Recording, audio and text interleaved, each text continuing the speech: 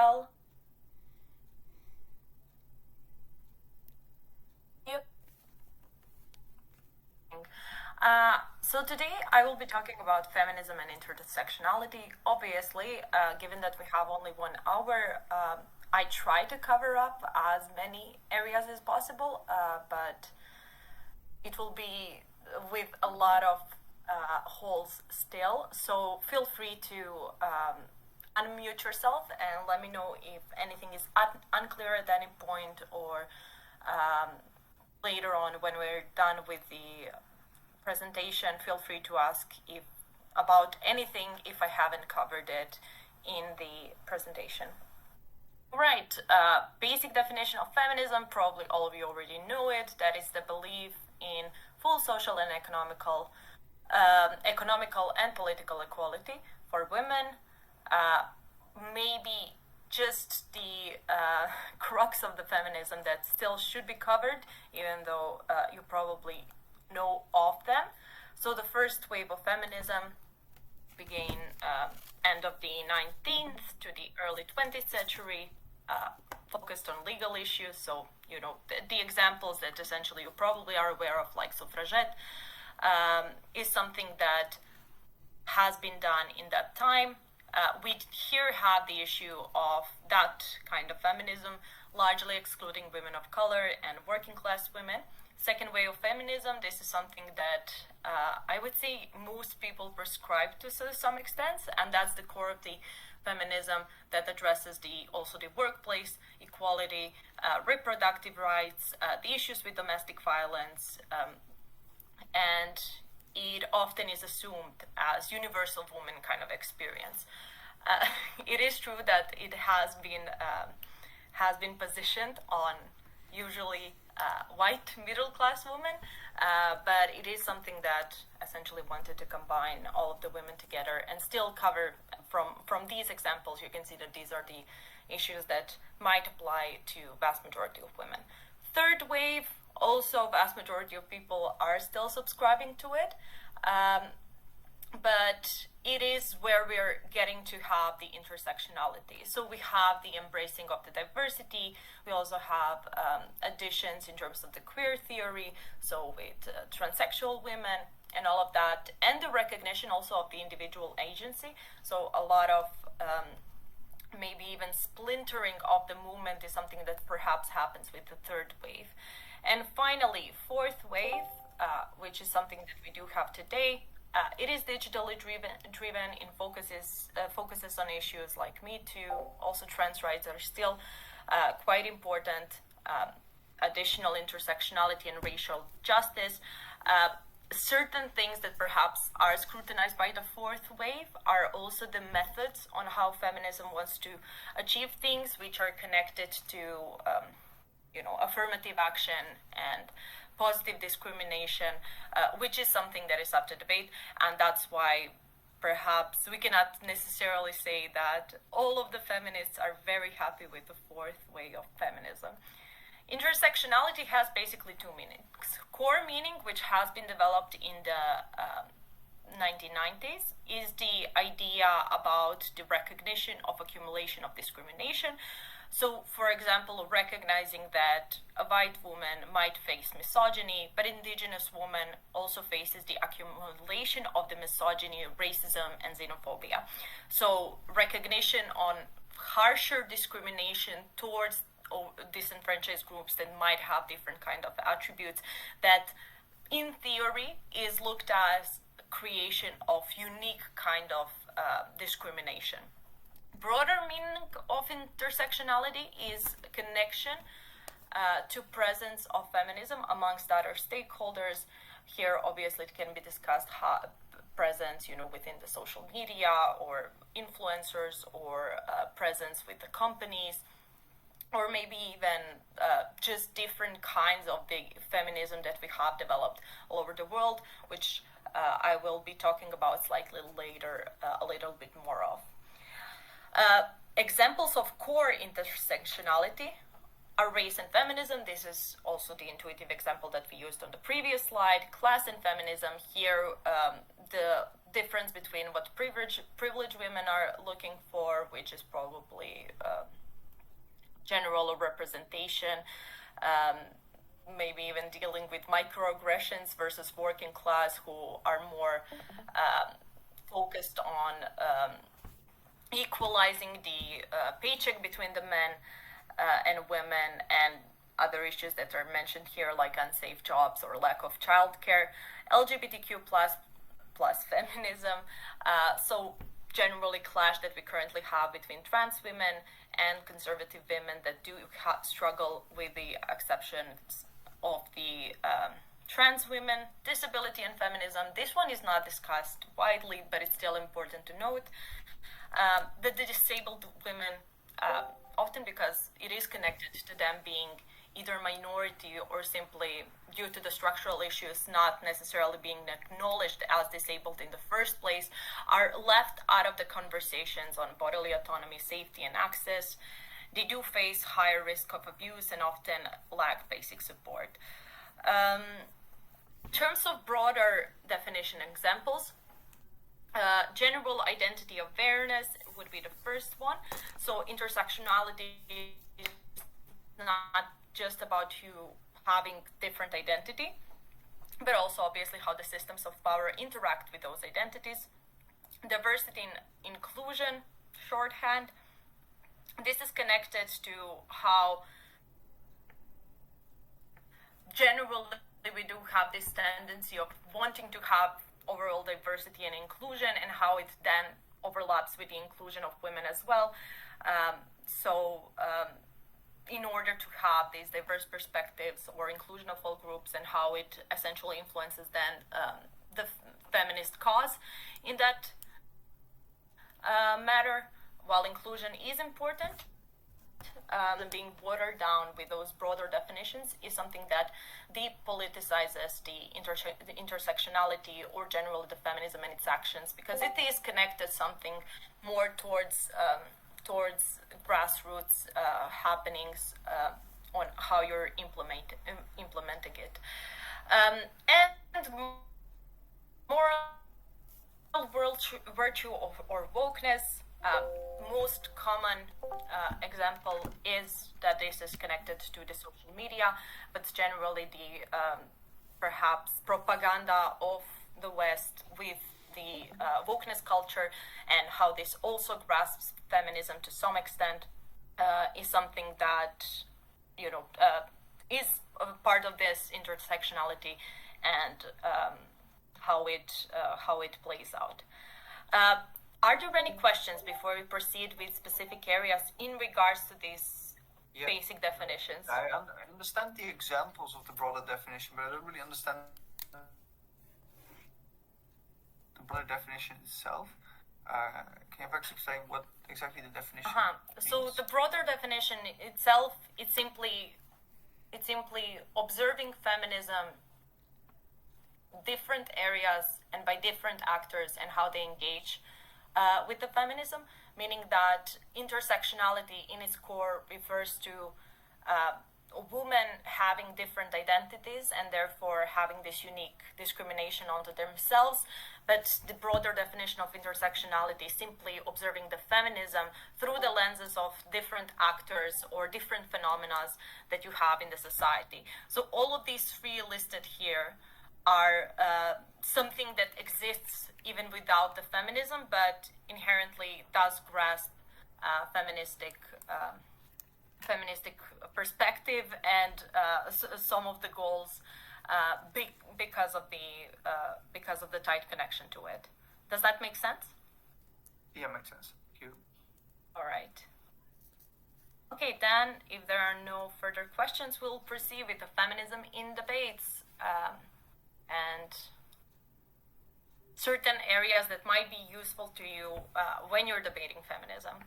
So obviously the earliest one in terms of how people are being shaped and how people are being developed are when they're children and what's happening there. Perhaps useful influences to keep in mind obviously are parental influence, which most of you usually do remember when you're debating feminism. Then societal, and then educational. Educational is often used as, kind of like a fiat of the model in terms of we will educate people, we will implement this in the educational system and all of that. But these signs essentially do highlight the idea to how this kind of influences are essentially prevalent or actively are able to shape the individuals, either younger women and all of that. Societal one perhaps is for the debate, given the prominence of the social media and children engaging with the social media and all of that, but probably still parental, given the time and the level of influence through that is something that still prevails. Why I'm mentioning all of these? Because they're gonna be useful, because in every single debate it's something that essentially helps you recognize the stakeholders that you might want to be using in order to prove this. Areas that are influenced by you a child, obviously the idea about the gender roles. This is something that often is connected to parental and societal. Sometimes it might be connected to educational. And obviously the ideas that you can connect to the gender roles, and whether you're able to remove them or not, then you need to tie to those. Ideas about the role models, which is something that is important when talking about the entertainment industry, celebrities, or generally popular positions like politicians. Often you will have a discussion about whether it is that you have, more women politicians in power, or greater representation of some women, like for example in Disney movies, that you have women of color being the main actors and all of that. It is something that gives you the ability to have this kind of argumentation in terms of the certain societal influence that you might have onto the individuals. And obviously with children we do connect the ideas about the body image. Generally the idea about the body positivity versus body neutrality is the motion that I've been seeing a lot, and I think we will be seeing it more, or the connection to the beauty pageants, which probably at this point you won't be seeing it, given that it's a stock motion for primary and secondary education level, but maybe certain spin with it is something that definitely is going to be seen. Why I'm talking about children generally in these areas, because I do think that this mechanism, instead of the one, we need larger feminist movement, more united feminist movement, or legislative change, these are probably the mechanisms and areas where you're most likely to get certain kind of change, or to be able to give out certain level of the argumentation that is connected to this. And uniquely when talking about intersectional kind of feminism, I think this slide does refer mostly to the core definition of intersectional feminism. So the ideas in terms of different kind of identities that might exist, and how individuals might be able to surpass the societal discrimination that is kind of implemented into them from an early age. Then perhaps onto the broader definition. This is something that I did mention briefly, and that's the idea about the connection of the social media and companies, commodification of feminism, which is also something that does appear a lot in feminist motions. So it is premised onto the basic idea about the wokeness and the idea about the inclusion. It does clash around whether we have the idea about the woke bashing versus certain level of representation, and the questions in regards to who is having the platform or having a voice to represent women.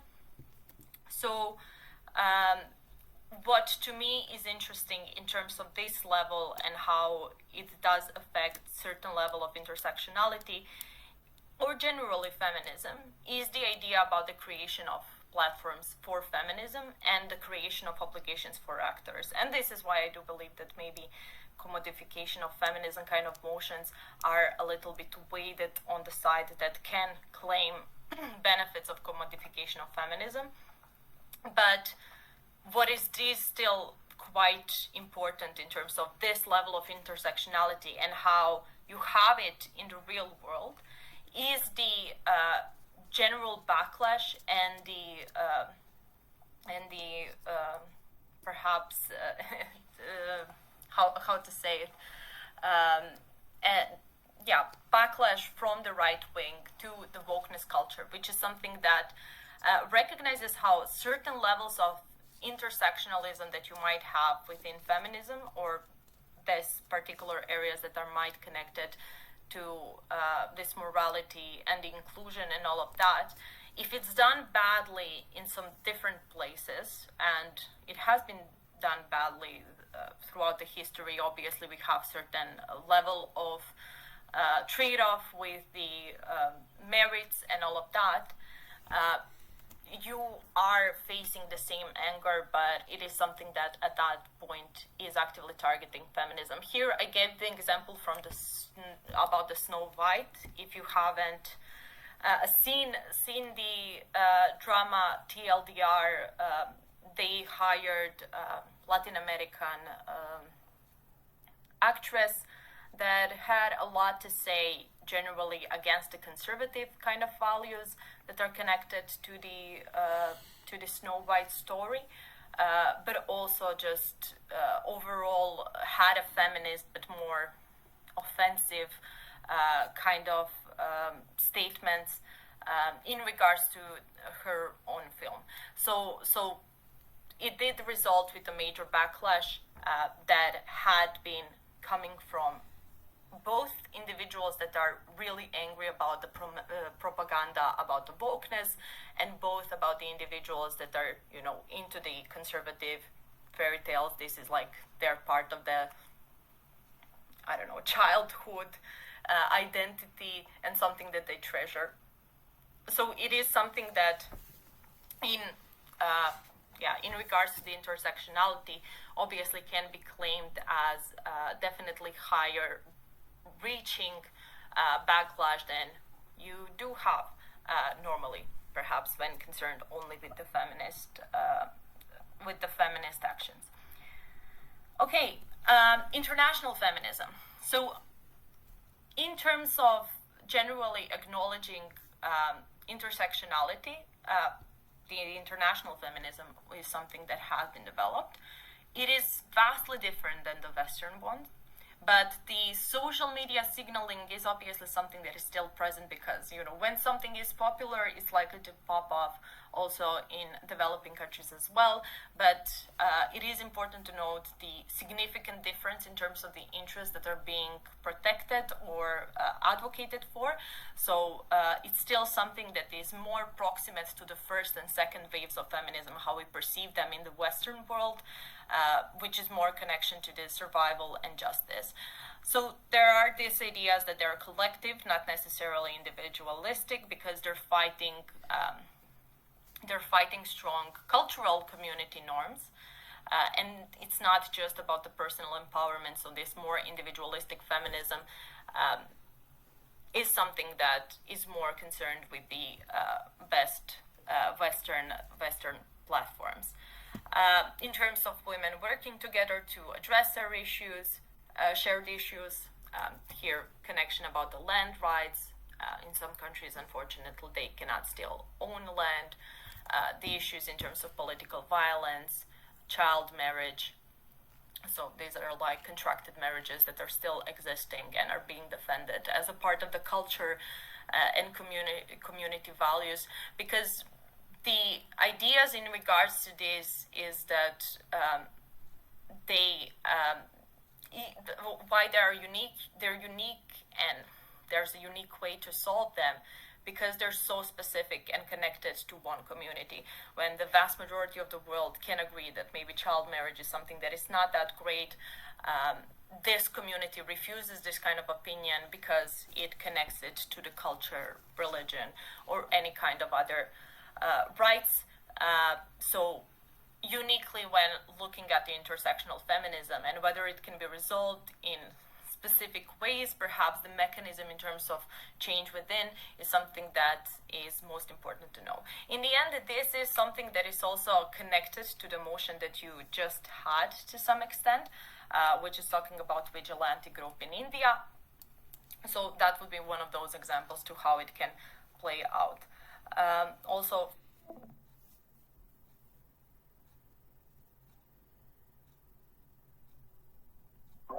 this is not only happening to me, right? Or Yeah. Nope. Happening to me.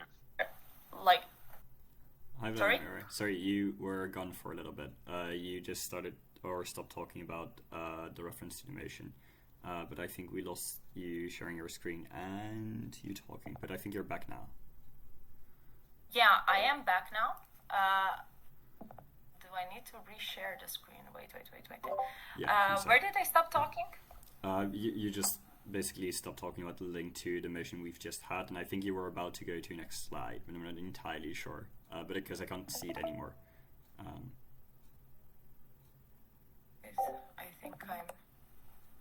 I think that's the wrong slide. Wrong page.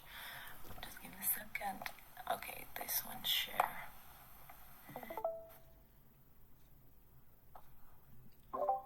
I wanted to share a couple of fun facts in terms of the motion. I don't know if you heard about the group that you just debated about, but it's a very interesting one because they actively beat up men with sticks, like the men that are abusing women at home, and they also built their own hostels, a couple of facilities that are shelters for women that are victims of the domestic violence. So it is also an interesting way of seeing how it can happen in the most conservative kind of communities and how the retaliation works in that way. This one is also intertwined with other struggles, and here I gave two examples. First, in regards to the apartheid, which is also connected to the land rights and how they manifested in general in the process of apartheid. Similarly, it's connected to indigenous women in South America, as you can also realize that the distinction between the indigenous community from the civilized individuals is something that also applies to certain community kind of values. So you have also unique problems that are these women facing that cannot necessarily be resolved with the majority of the country. Focus on structural oppression. This is something that probably you can conclude. Connections of to the poverty, colonial legacies, war, displacement, and a lack of access to infrastructure are often feminist issues in this context. Some international examples that I will not go through in depth, but it is something that I can send you the presentation afterwards. You can look at and research a little bit. But are this essentially feminist movements in the developing countries that are uniquely targeting this grassroots problems within their own countries. India one, these are the additional movements that are directly against the caste-based and gender-based violence. You obviously saw one of the groups that is dealing with this kind of problem. In Nigeria, the interesting was that the certain unification of women came because of the amount of kidnapped schoolgirls and that kind of issue existing in Bangladesh, connected to worker union organizers and how they're fighting for labor rights. So obviously here you can still recognize that some issues that might be happening in the West are still applicable to the developing countries. Mexico, and note that this is not only Mexico, this is a lot of Latin America. Protests against femicide, which is connected to simply violence against women, or often it can be connected to, women being taken on forced to, do with the narco business and stuff like that. This is something that when they refuse, obviously they easily kill them, and they do face large issue of this being unprosecuted because of the the strengths of the cartels whose individuals are committing those. And in Kenya, interesting one, is the combination of the feminist movement with the environmental movement. I haven't heard any other than Kenya ones being engaged in that. So yeah, do research if you have a little bit of interest. The additional intersectionality that we want to mention is also connected to religious feminism. This is one of the methods that is used by the in the developing countries by the feminist groups that exist there, it is obviously most prominent one, the Islamic feminism. Certain developing countries that I've seen it being mentioned and being used extensively are Iran, Morocco, and Indonesia. But it's also a debate that you will face often, which basically has two different views. Either the reinterpretation of religious scripture, which is something that can happen, or the usage of religious scripture, which is something that is actively better used. And here I wanted to mention two stories that I found very interesting ones from how Islamic feminism essentially promotes the idea that the women are equal to men. First one is connection to Adam and Eve.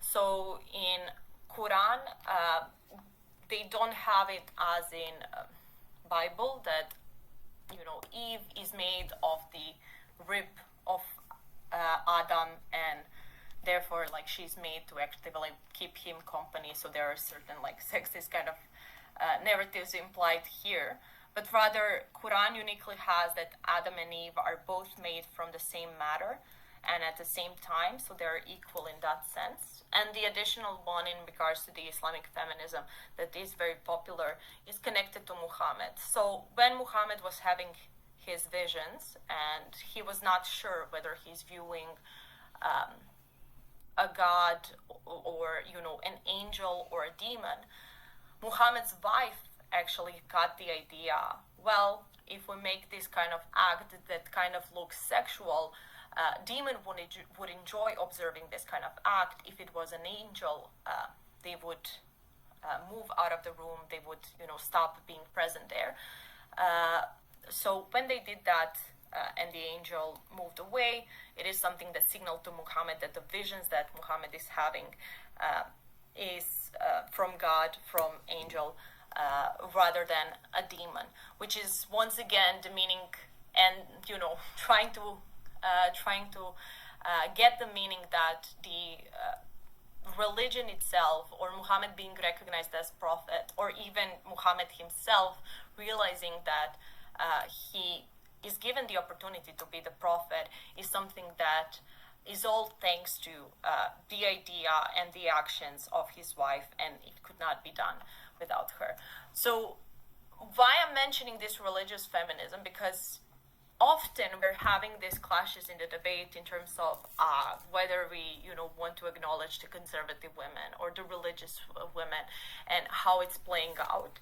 And I think that the main narrative that you have pushed by the West or the wokeness culture is against it. So, for example, even when we're perceiving how do we see women wearing hijab, the most common narrative from the West would be that this is the oppression against the women, while the feminist narrative that exists in Islamic countries by the women that are religious is the one that this is their choice and their ability to practice religion, which they prescribe to.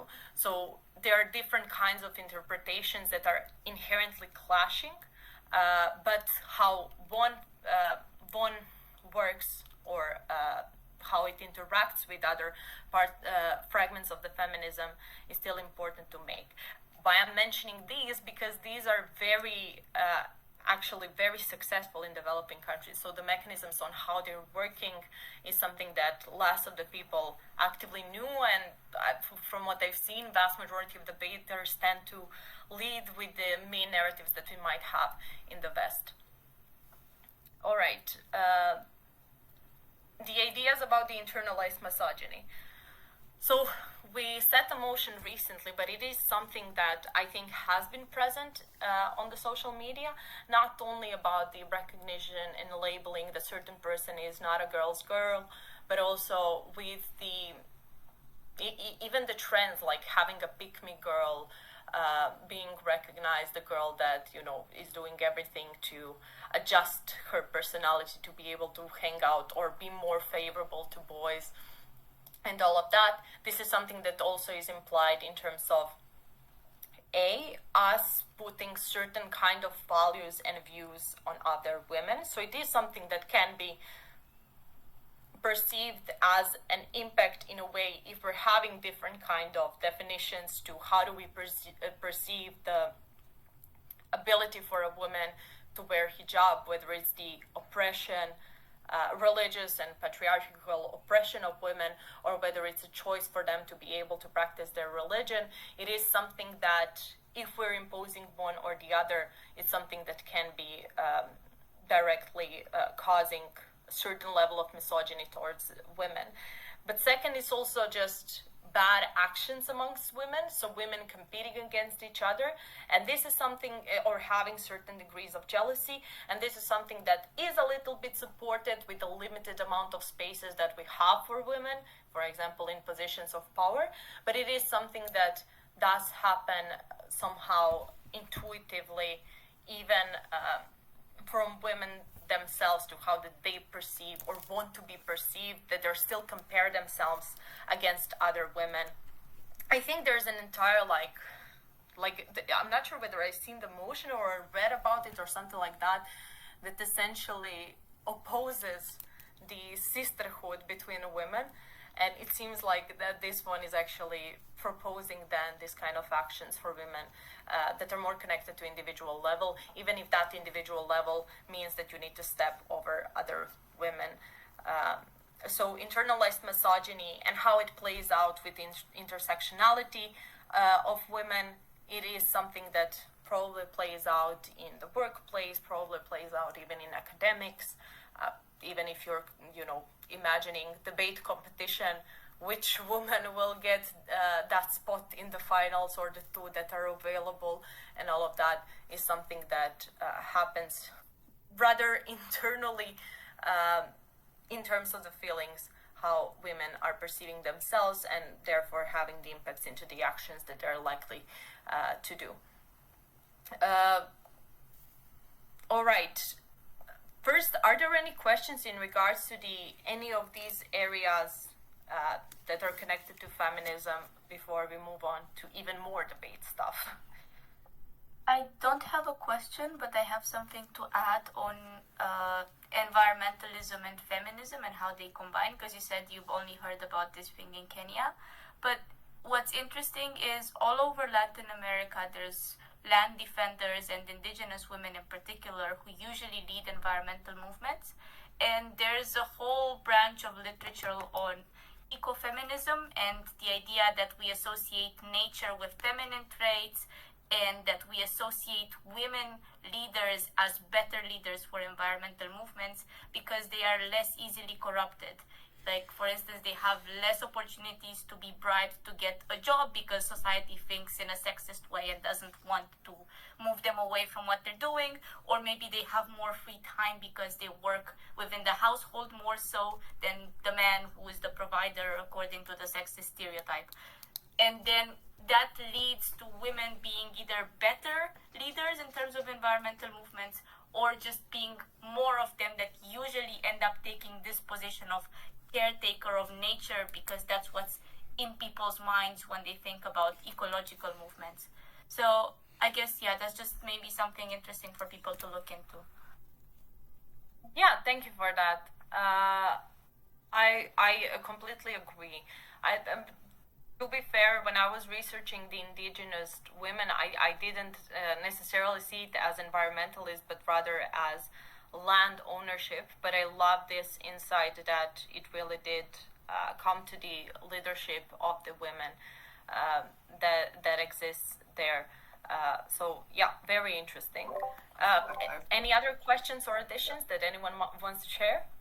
I have one question on the internal internalized misogyny, I was also at Champagne a bit confused about what exactly like the actions that internalized misogyny is. So is it does it refer to women having internalized misogynistic narratives and that being a bad thing? So, for example, the trad wife trend would be an example of internalized misogyny, even though they're personalized choices, or is it a broader conception that is kind of anything that harms sisterhood, or is like a women hurting or being mean to other women? Is that already also considered internalized misogyny? So I think there are a couple of ways of this defining it, and I think that both of these are correct. It's connected to this internalized misogyny that you first talked about in regards to how you're perceiving other women, but it can be connected to some sexist narratives, i.e. I see a girl with a huge cleavage and thinking that she's she's wearing inappropriate clothes and that this is slutty or something like that. This is just the opinion of it, and perhaps later on sharing your views with someone else is something that is misogynistic, or the slut shaming or something like that. But it can also be about the internalized misogyny toward yourself, so how you're fighting those societal norms. If you really feel sexy and pretty when wearing a cleavage, but still, thinking that you look like a slut, it can be done to yourself, not necessarily the interaction with other women. And this broader sense, in terms of internalized misogyny, is the second thing that you said, and that's how we behave towards other women and whether we see them as our competition, and that influences both our feelings towards those women, which is something that ruins the possibility of friendship and certain closer bonding between the individuals, and also how it impacts the actions that we're doing that are actively undercutting other women rather than maybe undercutting men. So all of these are valid interpretations, and this is why this motion is deep on government, because all of these can be part of the debate. Does that answer your question? Yeah. So one last thing. Does it also so on your example of on the one hand wanting to dress in a certain way, but on the other hand disliking yourself for that and therefore being like a victim of your own internalized misogyny. In the case that latter thing doesn't happen, can you then still be qualified as internalized misogyny because you have internalized or you're performing an action that is misogynistic even though you don't dislike yourself for it? Would that still qualify as internalized misogyny? Yes. I mean, even if the desire doesn't fully stop you from doing something that you want, just the fact that you struggle with it is something that is internalized misogyny. But I think those are very, very nuanced ones in terms of to prove significant degree of the damage. But yes, because sorry? So I'm thinking more, for example, of the trad wife trend, which I would think that some feminists would say that is probably not supporting feminism, even though those women would think that they are performing a personal choice. Would you still can you still say that those trad wives would suffer from internalized misogyny without themselves actively realizing it? I mean, yes, and I think this is rebuttal kind of inside of it a little bit, because obviously you gaslighting yourself into the positive experience is something that is likely to prevail because we're biologically conditioned to be able to do that as humans. But it is true that the narratives that you have against the trad wife, or this level of stigmatization for the women that become to be traditional wives, is something that can be internalized towards yourself, and you might struggle on some daily basis with it. with having problems that you're not the breadwinner, or the thing that perhaps now, sorry, I'm jumping to examples, but it's the most recent one that I've heard. So Jagoda, I don't know if you know Jagoda. She works somewhere, and she was visiting these different houses, and they're like collecting donations and all of that. And she was actively surprised with the level of these women that are, stay-at-home moms, trad wives, that don't have bank accounts. I think these kind of instances and the limitations of you not being able to, have your credit card or something like that, is something that probably can be connected to why you're sometimes sleeping and having the feelings of internalized misogyny, instead of the prevailing experience and the satisfaction with your choice, which is the legitimate choice inside of the feminism. But yes, it can be characterized as internalized misogyny. Okay, thank you. All right. Any other questions or additions? I wanted to ask. Sorry. Yeah. I wanted to ask basically about the whole anti-Western narrative that usually the feminist movement gets. Sometimes in developing countries, and especially with the fact that I think feminism is generally really at least trying to be intersectional and post-colonial theories very integrated into it. But how do the feminist movements kind of deal with that in a sense? So I don't think they can deal with it a lot. I think that most effective way that Western feminism and feminist organizations can do is simply to engage with the local ones, and when you're collaborating with them on the ground, it is something that is targeted in that way. I think when you're talking about the issues that do exist within one country, uniquely in context of feminism, yes, they have some problems. They anti-West, they don't like these ideas, and there are this conservative pushback. This is all West bringing us and destroying our culture, and obviously, but the issues that I already discussed that are connected to these countries are connected to kind of basic needs for women. Or prevention of domestic violence, the ability for them to get health care and all of that. So subscription to those needs and those helps often is something that is just natural need to escape these sort of things.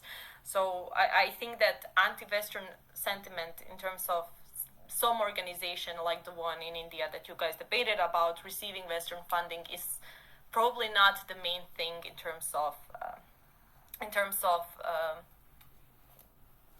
receiving or accepting the narratives that these local ones, local institutions are pushing. Does that answer your question? Yeah, thank you. You're welcome. Okay. Any other final call before going into the impacting and principles? Okay. So in terms of the impacting, I think that what people usually forget is that less is more. I wanted to mention that for the feminist motion, all of the feminist motions, including the intersectional one. Obviously, we want to claim as big of the impact in every single debate, and it's not a smart thing to do. So feminist movement has certain of characteristics of it being generally fragmented, and fragmented because of the intersectionality, so the fragmentation that exists within developed country, where we have both the issues of women being abused, both the issues of women not being able to get a job or equal wages, and both the issues of women not being able to speak up on the directors' meeting at the table. So the ability to show huge changes and huge movements, probably with social media and with the ideas like Me Too and this kind of trending, some things in terms of raising the awareness or creating huge change is that possible, but vast majority of the motions that you will get are just the minor changes in terms of some narratives within feminism that often concern only the group that subscribes to the kind of feminism that is more proximate and similar to them. And this is why I wanted to highlight the impacting that you should attempt to use in the feminist debates, and that is connected to interactions that are simply daily interactions for people, and how they can either recognize certain parts of the narrative being present in their daily interactions and also act to actively fix them. So the relationship between co-workers and how they behave towards one another, which is something that can be compared to the internalized misogyny and all of that. How with your own girlfriends and what influence you can have towards your own girlfriends is something that can be discussed. Whether you have certain influence over your male friends. Like, I think with feminism, given its level of fragmentation and lack of even leaders for vast majority of the fragments that are existing, so lack of clear messaging that you can generally get, you do kind of are concerned more with this base work and daily life kind of work that individuals can do on the ground when they're prescribing to some kind of opinion. So also like male friends recognizing sexist behavior against them, like the basic kind of recognition and the influence that you can have, the levels in terms of taking the agency that you have in the relationship and using it in a way that is good for you, or how you're actively going to raise your child, which is something that I think it's still a little bit far-fetched, because once again it connects to the educational system and societal impacts and all of that, but still certain level of degree that one woman can do on her own throughout her lifetime, or family, dealing with older family members and certain personalized, perhaps psychological even analysis in terms of the experience, whether one narrative is better than the other. So I just wanted to mention this because often there are pushes like legislative change or major change within one nation, or even crossroads, like kind of messaging that goes from the West and successfully is accepted in the less developed countries. These are usually not the smartest ones for you to try to prove. So yeah, try to remember that next time when you're debating feminism, and try to focus on more tangible, on the ground kind of impacting. Additional thing that I wanted to discuss in this presentation is I wanted to give you Zagreb principle about movement's obligation. This principle is written for generally social movements, but is obviously used to about the feminist movement as well. And I think for the feminist movement, it's actually the strongest one, because feminist movement, given its fragmentation, it's such a wide term that this principle really works under that. But it does assume the mistake about the movement being one stakeholder that does one thing or doesn't do the other thing. So it does have this kind of gap. So here you have explained basically the steps of this principle. Premise about this movement's obligation principle is essentially about obligation to represent a certain individual because you've taken on a platform that claims their name. So the feminist movement uniquely has the feminist part in it, which means that it refers to the women, is the strongest stakeholder that you have on all of the platforms in order to voice out your opinion. And it also is made in a way that it claims to represent all of the women. And given the agency that was given to women that are either associated simply by being women with the movement, or the platforms that the feminist movement has taken in its own, it is something that creates the level of obligation for the feminist movement to do as much of the representation as possible, as long as it doesn't actively provide certain harms, certain significant harms towards other individuals. And this is something that often, I mean, every single time that you're having this house believes that, or this house supports feminist movement doing something, or including someone, or excluding someone, it is something that can be actively run, because it proves why the movement should essentially have this huge representation, especially in the moments that we discussed in this presentation. And those are the parts of the intersectionality and the issues between this fragmented feminist movements that actively contradict each other, or perceive that the other narrative from the other feminist movement is the one that is illegitimate or actively still vulnerable to the oppressions of the patriarchy and all of that. So it is something that is kind of like, here for you to be able to run it every single way. So this is directly copy-pasted from Zagreb Principle document. So I'm giving you this. I will give you this presentation as well. Obviously, feel free to upgrade it, because this is something that I've debated 2 years ago or 3 years ago. So it might need some updating. But I think it still works mostly, because I've read through it. It still makes sense. Okay, so this is basically it. Do you guys have any other questions that you might wanted to ask, wanted to talk about? I have one question on slide 17.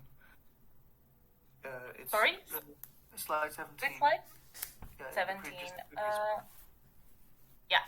There is the so I understand that there's this kind of social contract, right? That the movement should best represent the interests of the people that it claims to represent.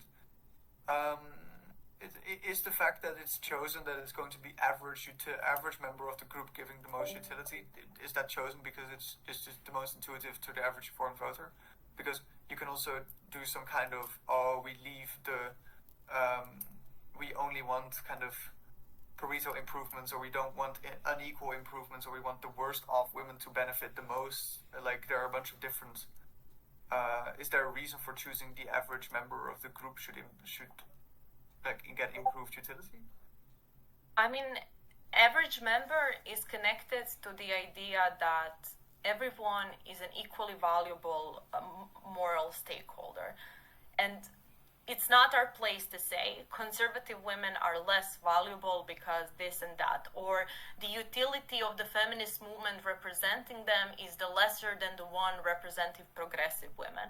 This principle essentially pushes that if certain kind of representation to the average member of the group, so like we're not looking, this is something that disenfranchises this part of the group, is something that causes harm, then probably we should not do it. But if it is the minority of people, then we should do it.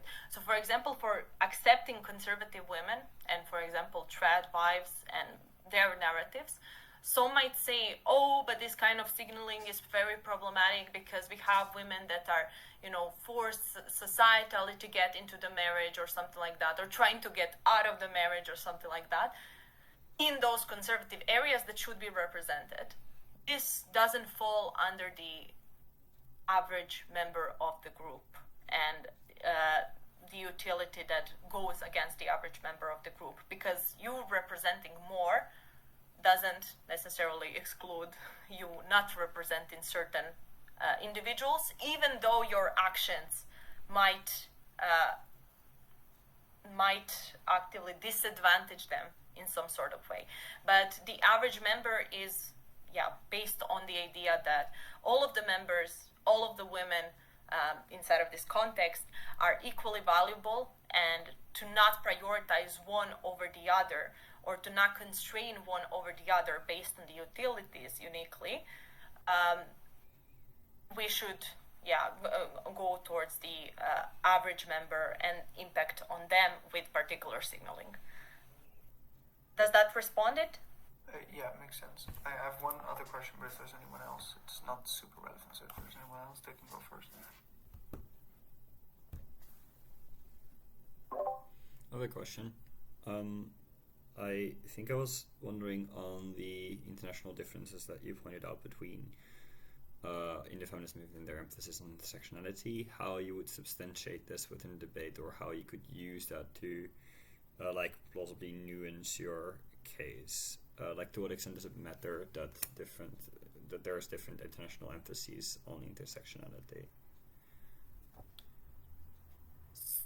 So, sorry, what you're currently referring to, you're referring to just the overview of the different pushes of the feminist movement within, for example, developing countries or different kinds of nations.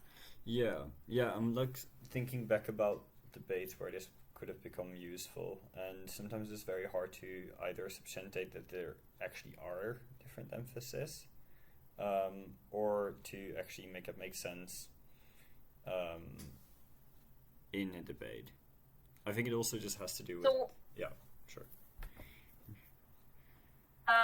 So I think the idea essentially here is just to have a perspective about it, to how it works out. This is something that can actively give you advantage with the characterization. So for example, if you're closing and yes, the opening proves well, you will have this level of funding, but they don't mechanize who the funding is going to, how they're actively operating. Are they maybe vigilante? Do we have these facilities that function in a particular way? I think all of those mechanisms is something that is simply here for the kind of even analytical extension that you might have, plus the characterization extension, because these areas are being able to also pinpoint to you biggest problems and the influences that these women are facing. I guess this is why I was mentioning the international differences and the lack of the correspondence of such with the Western feminism, because I genuinely believe that in vast majority of mid-rooms, you will have at least one team, if not two teams, that will simply assume the feminism, how they view it in the Western media. And it is something that then is easy for you to actively rebut it or oppose it in some sort of way. When you're implementing like those mechanisms that were mentioned even in the one of the previous points from one of you with the idea about the anti-West sentiment and all of that to how it works out. I think it's understanding of those is securing the probability and the uniqueness of the solution for particular mechanism that you want to use, and also I think for recognizing some of the gaps within that might exist to how the signaling works and some disadvantages that are there. That actually makes sense. Does that? Yeah, that actually helps a lot. I was also just thinking about like different skills. I know in Mexico the feminism movement is quite big, so therefore you can also tie the specificity of the context to being like, oh, we also provide skill for this specific purpose of the feminism movement, which then might also be helpful, right? But maybe I'm just like overthinking this. Yeah. I gotcha completely. No, these are just the areas, that you can also upgrade on. If you're preparing for majors and all of that, I have no doubt that you will, even more dive into the feminism. So this is good, like starting point for you to understand it. But I also think kind of like this presentation does cover like broad aspects of it that honestly are enough for you to be able to understand it. But if you are intrigued, do read more and do educate yourself more on it. Okay, any other questions? Yeah, a last quick question on the principle, because I think it's a very interesting idea. But so the reasoning is, okay, look, we take stuff away from the members, and the way that we justify it is that we therefore like fight for what's best for the average member of the group, even if that cannot be achieved. I am a bit uncertain about that last part. Like even if it cannot be achieved, doesn't that mean that the contract isn't fulfilled and the feminist movement should disband? Why is the conclusion from these premises that the feminist movement should continue fighting, like continue the social contract, even though they don't achieve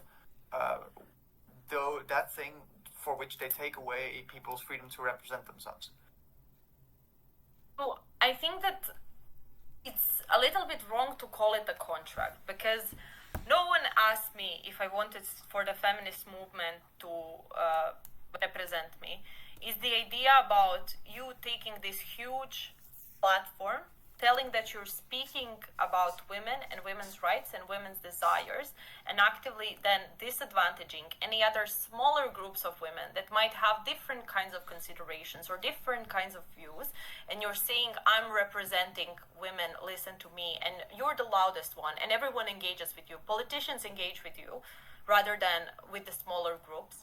So here just the premise is, if you as a movement and you as a movement did that willingly or unwillingly, proclaim yourself and take the agency to such degree that your obligation is to represent these women that haven't given their agencies away. And vast majority of them have not. But the principal kind of obligation is something that is not based upon whether you will receive the results or not. It's just about you not having the right to exclude someone from the movement or exclude their representation and what they want to push. Does that make sense? Yeah, makes sense.